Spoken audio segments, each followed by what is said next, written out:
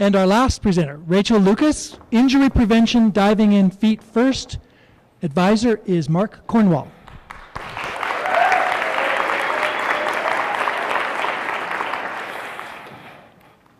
Imagine you're out on the water in your sailboat and the wind is starting to die down.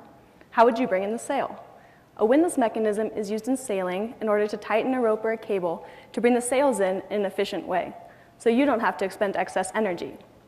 Now, that's about the extent of my sailing knowledge, but what I have learned a lot about through my research is feet.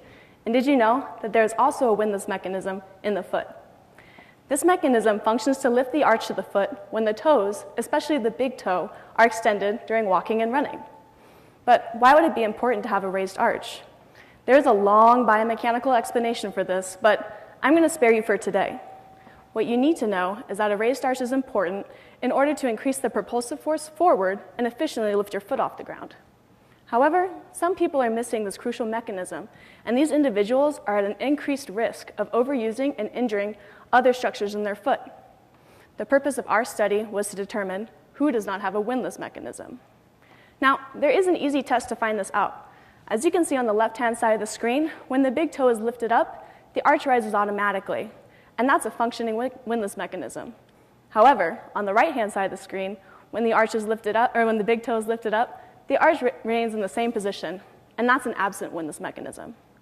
Now, do you know if you have a high-arched foot, a normal foot, or a flat foot? Well, don't feel defeated if you don't. During this research process, we identified our participants as having one of those three foot types. We wanted to know if one foot type was more correlated with the absence or presence of a windlass mechanism. Now, after looking at and measuring a lot of feet, we were really off and running. We were able to determine that there truly is a difference in foot posture in individuals who don't have a windlass mechanism.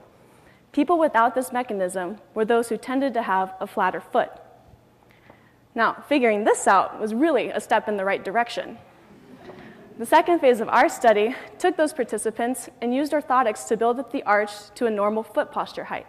Once orthotics were properly fit, individuals who previously did not have a windlass mechanism and had naturally flat feet had a restored, functioning windlass mechanism. But why is any of this important? We can potentially help decrease a person's risk of injury. By determining the foot posture of individuals who don't have a windlass mechanism, people who may benefit from the use of foot orthotics may be more easily identified, and this can help decrease the stress being placed on other structures in the foot, knee, and ankle that are helping to compensate for this lack of mechanism. Now, before I go, I want to make sure you are all careful about poking fun at your flat-footed friends without a windlass mechanism. We don't want anyone becoming arch enemies. Thank you.